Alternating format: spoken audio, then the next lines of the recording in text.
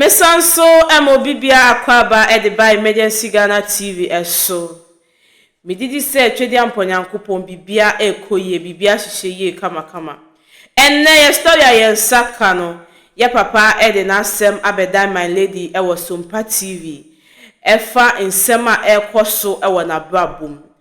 Na ebusia ye papa ya asem na oka no. Ose na oni oba bi ewo ho.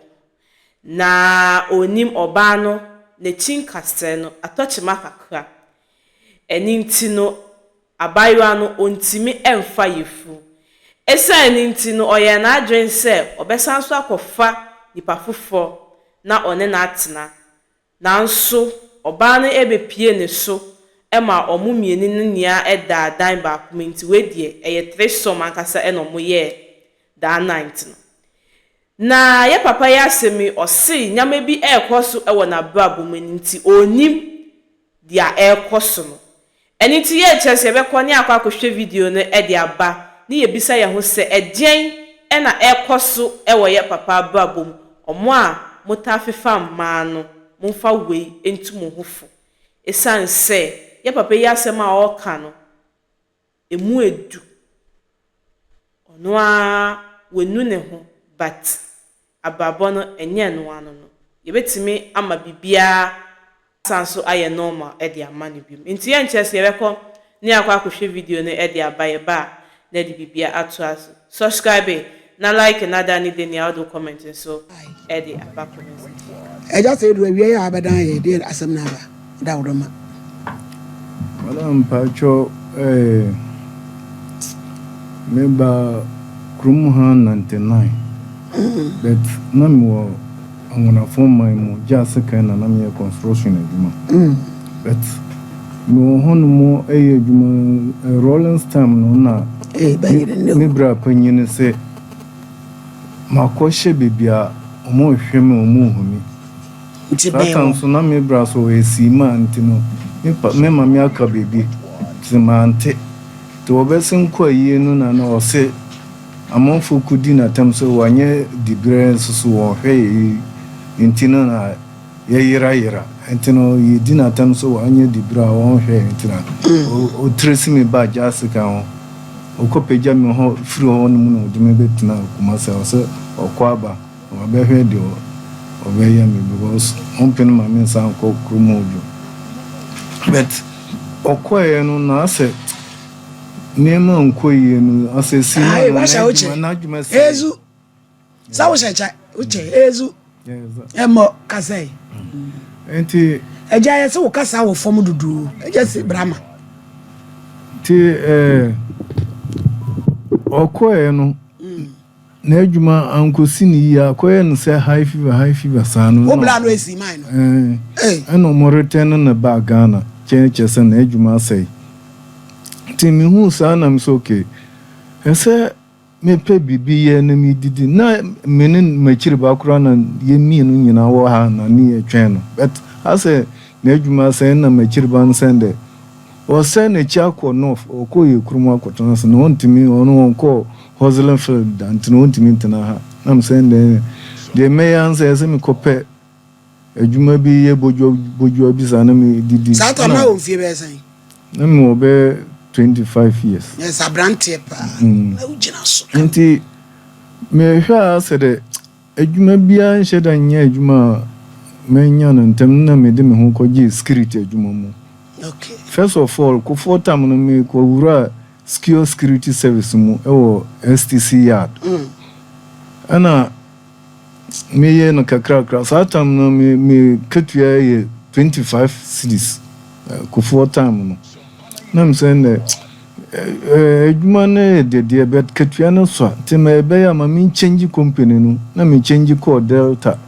security house me ko ye adwuma 1 year wasema wo de abre baby a wo de na me ene ne connect e ho ne de ase e wachiro na security wako enu ku for time a wagya ide sase wo de ye kwachiri dudu me emra ni mu kakrawai ye umra baby enu nti waba no wada wodroma okay de tiana se me ba krum hanu na ase me ye security adwuma na sa atam na me wo intercom te me ko tena super bokrum okay na akoshia oba wo ikoshia oba bi onno muton oduane maledi wa ben aduane wura oba ti amanama ente so wakodi na masama yes security for so the aduane to the die nenam bebi a timi frejuma ba na ma be gina omo ho no to aduane true aduane to no na nkomodi di mo na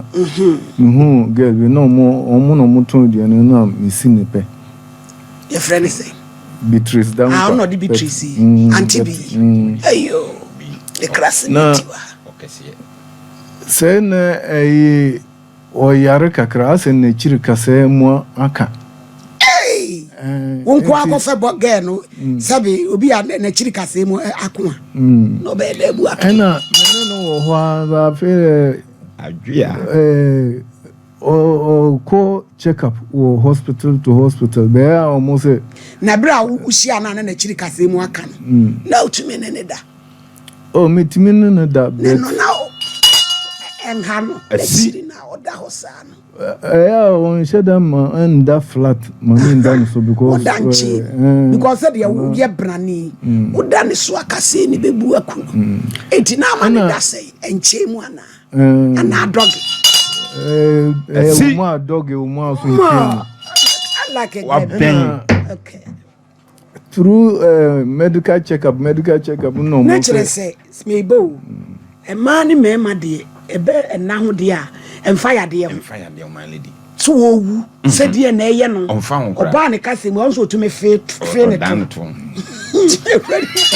ka de anyame de boss ade we die e ba so man lady ahode ade be ye you too wa mo che ne ma tia brade yo to aso papa enti through that no on a hospital to hospital so on the opiaduro aye no said obetimi awo because new yonko for nyina wo aja no nte so no so ye wa no ba to no na so ti o mo na said na nkrofo ti sreso ewo nkawe echi ho wi dokoko ana okọ honum say okọ bosumo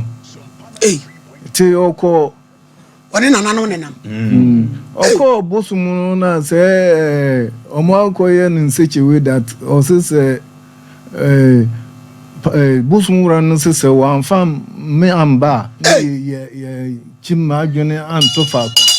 mintimi no wo agro ebia be fan se mintimi no wo na manu oba fufura ko eti yes wo be you forget you say for boys yaman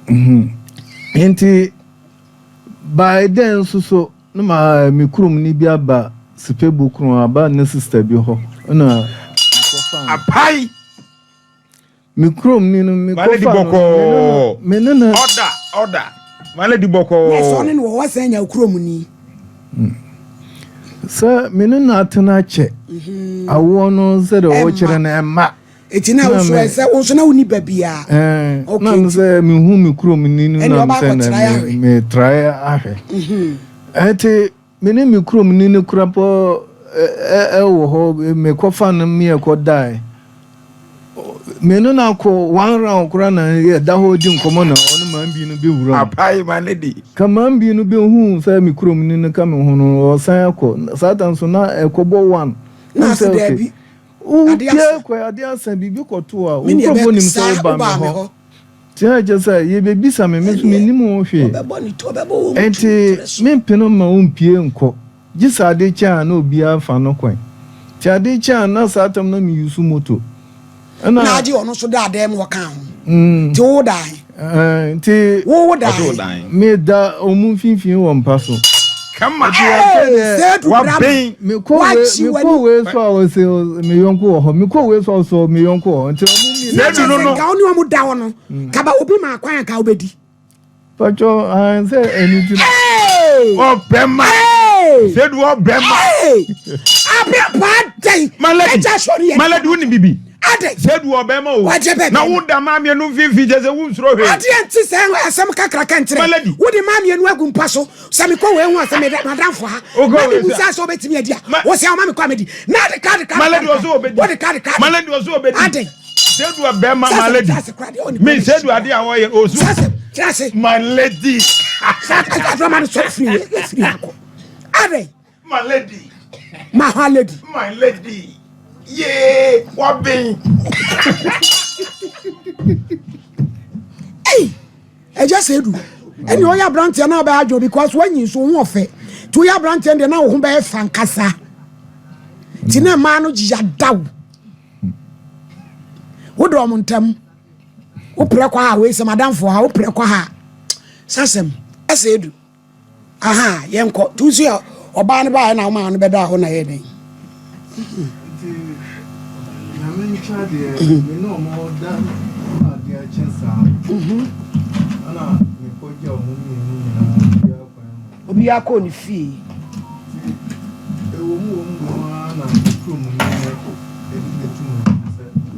Why, for you, Ah, I said the old on sack. Nam so okay. Me no ada ba kope yanda da mienu da miensa so da once ne pen wa fa yifunu nam so na nya de open no enti me kasa na odi obufo de kofra no sister no mo ko me sister panyin ho de me di nachi mo di kotunanu me sister ndo so onjintum o pamo mo mbwa Mrs. Sabako so ababo no moza de besun ko mo so onu so ho de ko tunanu no so okay se sa na etie dia onu twen no afreme bisame se me na da dia na chese omuhun di omube ebe ya fa enti me pon adwuma nwumbre bisa na me ko Mrs. no ho on kura na frame o se waka di o ntinu mimbe dibi te me pon adwuma na me ko ho ode de won ma me ase mi ndinu na ode tumanim se me kurum ni Amina ne sister omo ba ha se onyem na ono menyem ana ondo so ka kiran se onya butre na me ba na wabisa me so okay me na dade but enye da mienu nya even da korokora no ndru mienu ana miensa once pe na once no na ka jo so udi a untumenyam Adam se satam de ana ye shedan gem man di bebre ntino mami suro ikakra no correct enti mi se bia na ono obi so aye bibia ansa na oba me ncha mi nchira enti na me chuchu me hono betna me dese ose me no na nyem because me no ba bia nyan fanyin senda okay enti ba sa na me no wo ho na ni furu na edrube 6 months eko no so okay so ono ankasa kura no wa ha no oni ni patitru bia wa asa ti o kosre no wa na anti bi wo wa ha o na oni no so ho I mean say me ko fa me krum ni nsa wa asa de wa fa bufo atwo no wa ko tena okay na me na me krum ni no wo ha na also okay o ko sirimu akoko because o wo ha no be kire no because oni ebusia titiri bia wa ha o ko na me sa ko mambi amo na me no etenase o sa ko fe bi ti mambi o ko o mo kura na se ho ba ni se na o ko bosumu no ho na bosumu ran se on be frame mra na ye ni me bia be ma me nka ono nkwa so se de obetimi anya nyensa nya sa pa de me na ema wo ho na me no so wo ho anya de obetimi na wo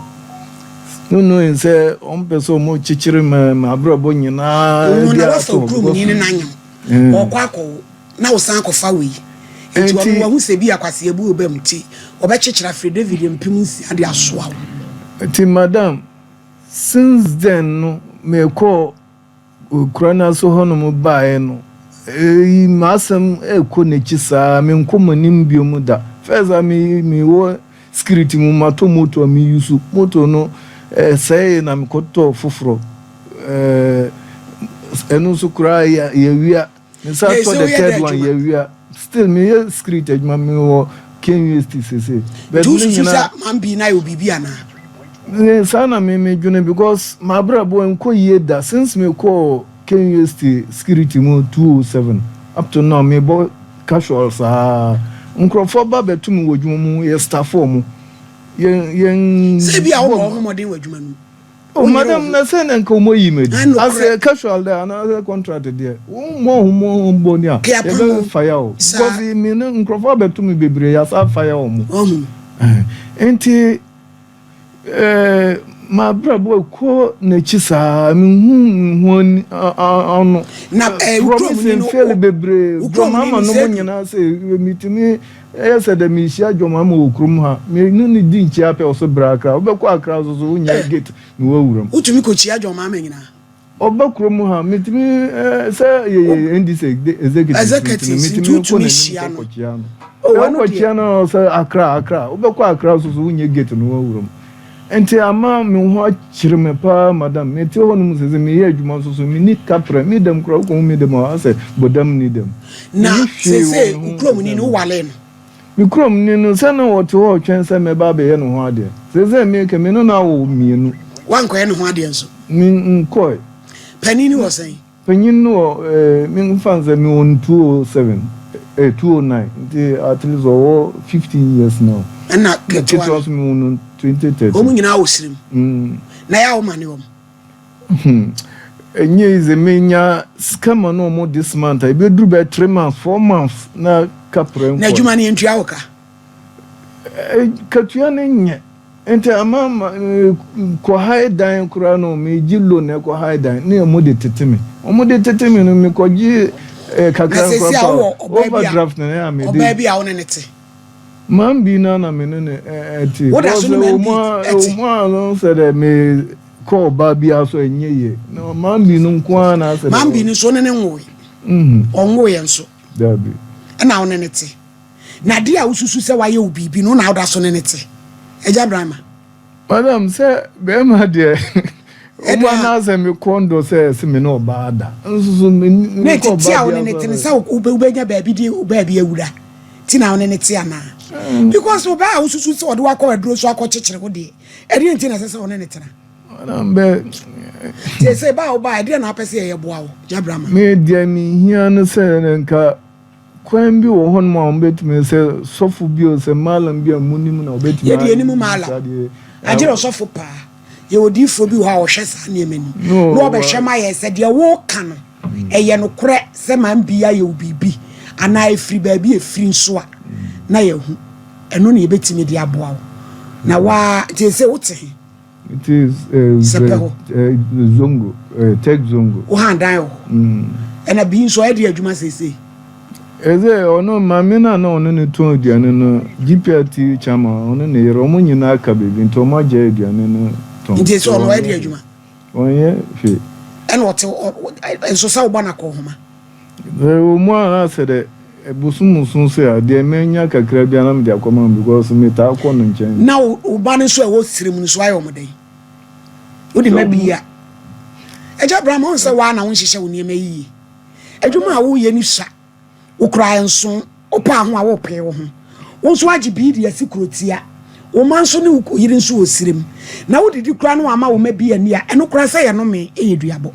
me se champo ye bre no ko no wona ma odidi bi ode boss wa no dai ye timkaja eja brahma no masam onie ampacho ama brahma trust na wonya no examination ana eja brahma brana sam no waja bebre wo male de se to so biem o se e ma de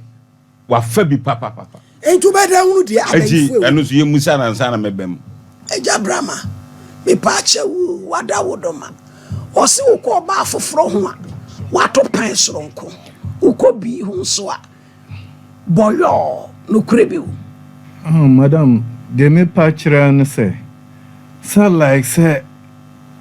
me kwa kusi oba na pe enya zeze me nya oba bia ne ndabio enam de eye me nintino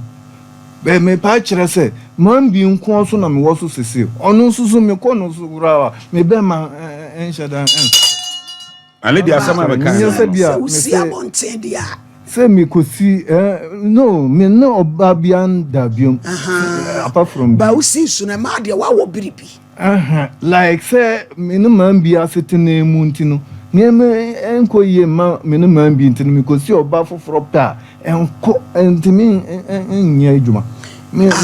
so woni man bi ni koda na enya adwuma na wofa foforo na enya adwuma me no man bi ni koda man bi hu nsore me be ma so me bombo ndi na enya once apenu anu na ka die bi ka wo pese wo kose eja brama ase be ma de nya ba ko pe me ese ko my lady bia mienu sa eja brama wasan wale kra pen ni nyina ye musa na afi enhodi eja brama wa wale pen de menu na fa yefunu o man bi tam no man bi tam no sa for ba foforo ni 5 de menu na ko da mpa so man bi beto so no na meka de okro mu ni no aha na chesen ka be ma de obenya nka o 3 rounds bi my lady nana brama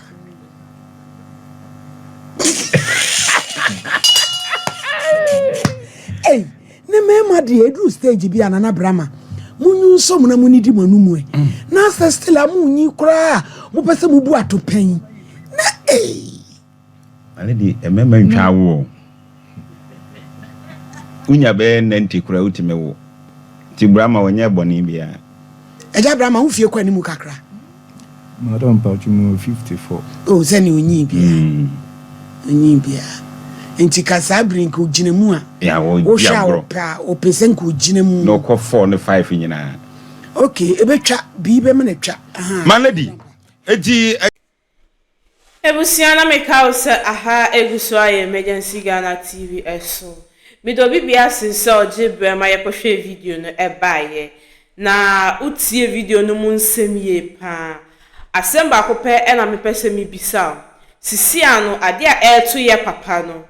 eyoba first one no anase eye second one no ena ye papa stay esanse ye papa nchire mu no oka se first wife no esanse owo problem ewo na chi nkasa ni nti no oye na adwin se ode bema no ekọ ejos na wachim na adwin na memma no enko oba afofo ho enti ni ebisa because of sanyama na ekọ ni nti ena how we eto ye papa na anase ni krom ni na onkoye aware ho amamre ewo ne krase no ena sanyama we eto ye papa na question am pese mi bisa because the nti America sa ni say first wife no okochim na adwin na wanka wetimi ayede we yi be papa adwin efi oba bia so na wa concentrate ewo ne so na nini anko wie chi no so sanso de oba afofo nso eyeden ene ne tnaye ntisisi a na oni mamie no ena ete na ye papa nchire mu no so o chire mu no so o kan bibi se okọ first wife no ho a na de ne empeja because of an intimi nso enye dey empo oba bia tie bisa first wife no ono na waye gwe anase second one ena waye sa eyawe hosem because bema die ese de bia no ubo ejuma enti when you are going through this situation it really pains figure out dia ade potia no because isi ano ayete ha no yenim nti afei na ye be ma asofofo abem ne yahwe nipa a enam no sunti asade we to ye papa no anase ono ani mfumso bi a waye previous anase ni mfumso bi a waye kane ena ema no efasa how we niam because na se media ano ehye enti ye be boa no ni wetimi afine solution to ono ani problem a ono akwakofa edi ama no yemfa we antu ye hofo enye oba bia nso ena obefa enye oba bia na obe wadwen se oni ni beye bibi yemfa we antu ye hofo mema no mumfa we antu mo hofo ena ma no nso untimi entim obi adwen emma nipa na adwen enye stable ewo so no matter what kiani ke betite fidede so wan hwe kwa nipa na oba wa babu mode kan ena eba but because of ade na oye nti no etifi nani so a onu ubejai nti modo kan na enlidi enkokọ ewieye na menye wa adwen se ukoye be ma we bibi na wate aka so ukoye be ma ni se na wa yesi dabida menye sa ade no ewo wa babu because eyodia enya odia ntimenya wade so kochim na adwen ama na adwen abeda nkwa onso yesre remember mo fa we ntu mo hofo ma no nso mo fa we entu mo hofo ebusia yemfa we entu ye hofo aha egusu aye emergency Ghana TV midi mu besi ha no ye besanso edinhyiemu e wa ha biom edi amegisoa ne Ketche Mami SC Innocent. Have you ever tried to buy something online only to get scammed, or have the seller waste your time? Or maybe you're a seller who spends hours preparing an order only for the buyer to cancel last minute? We get it. That's why we created Copland, a simple, secured marketplace designed to protect both buyers and sellers. Copland is here to end their frustrations with a reliable solution. Our team noticed that a lot of people are either being scammed or losing valuable time and resources due to unregulated marketplace practices. So we built Copland to tackle this problem. So Copland uses a secure payment method known as escrow, which keeps payment safe until both the buyers and the sellers are satisfied with the transaction. Here is how it works. When a buyer orders an item, the payment is held securely, meaning the seller doesn't get paid until the item is successfully delivered. The seller is notified